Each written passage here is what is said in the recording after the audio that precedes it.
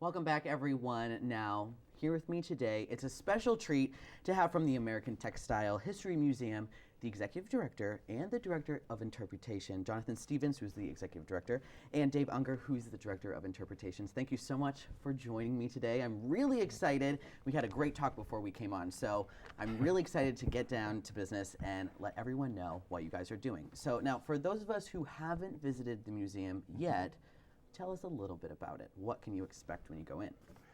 Well, the American Textile History Museum tells America's story through the art, science, and history of textiles. We start in pre-colonial times and move all the way up to modern day. We're the story of the Industrial Revolution, but we're the story of ordinary men and women who lived through that whole time period. There's something for all ages. Really, I call it children of all ages are welcome there. Right? To explore and discover what we have there. So how many exhibits do you have? What's going on? Well, we have a core exhibit, our Textile Revolution exhibit, which is what I was talking to you about. And then we have temporary galleries where we have exhibits that last for about 3 months. And right now we have Behind the Veil, brides in their dresses. And this is the story of weddings that go back to 1880 and come up right up to modern times. So how many dresses do you have? We have 34 dresses. Wow. And anywhere from 1920s orange dress that looks like something like a flapper would wear, Yeah. and to something from Christina's Bridal in Andover, which is a modern dress that's available for sale after the exhibit closes. And this exhibit runs through August 11th with us. So anyone can just go in and see all these great exhibits. Now, you guys have these that you said they change, those temporary exhibits change every 3 months or so. Yeah. What's coming up next?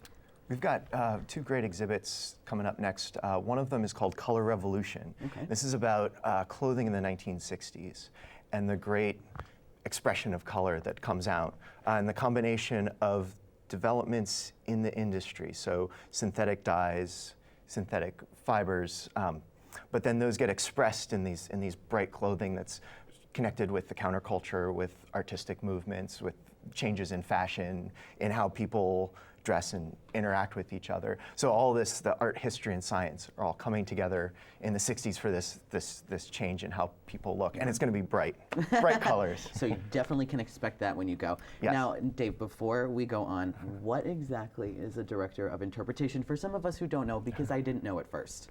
Director of interpretation, so I think of it as Jonathan was talking about the stories we tell.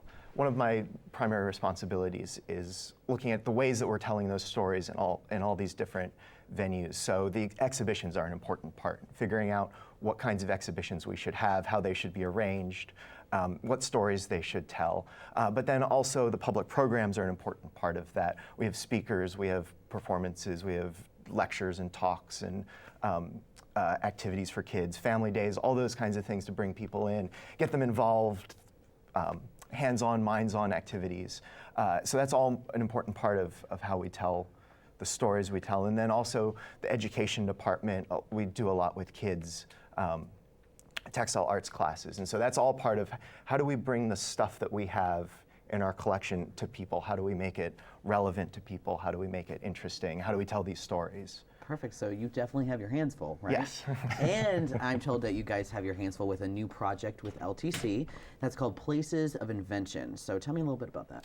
This is a project that we're doing in conjunction with LTC and with the Smithsonian. So Places of Invention is a Smithsonian project that's going to be a long-term exhibit in the National Museum of American History when they reopen after some renovations in the West Wing, about what makes a place innovative, what helps foster invention. So Silicon Valley is an obvious example of the kinds of places, of a place that makes things that encourages invention, but there's a lot of other places in the country. So we're working with the Smithsonian as basically a case study of a place that's been inventive, has been innovative for such a long period of time. Perfect. So we'll be looking for that. Now, you guys have been at the Folk Festival how many years? Oh, any number. I don't know. I've only been on board here a year and a half. Okay. But we've been coming to the Folk Festival for, I'm sure, as long as the festival's been here. And so 27 years, 27 on 27, as I said earlier. Yeah. So you guys have a booth, you said. Yes, we have a booth right there on Merrimack Street.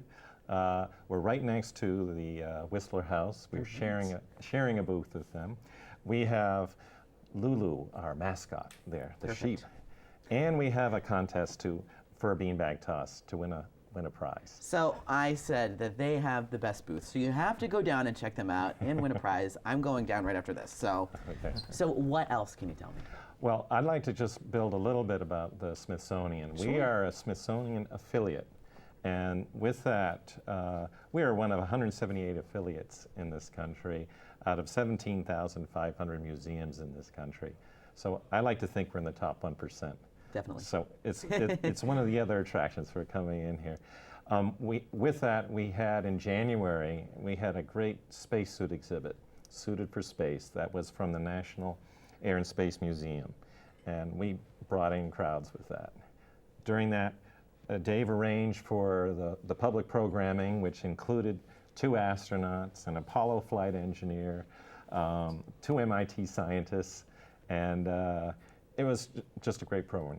This year, our attendance is up 60%. So that's a once-in-a-lifetime opportunity to get to have those things right here in Lowell, accessible. You can go to it. Yes. You can meet these astronauts, all those things like that. Now, we're running out of time, but I want you to tell me, where can people find you? How can they find out more about you? How can they reach out?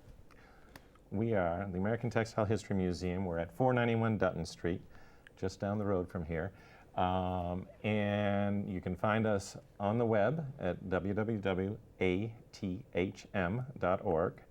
We are open Wednesdays to Sundays, 10 to 5. And this is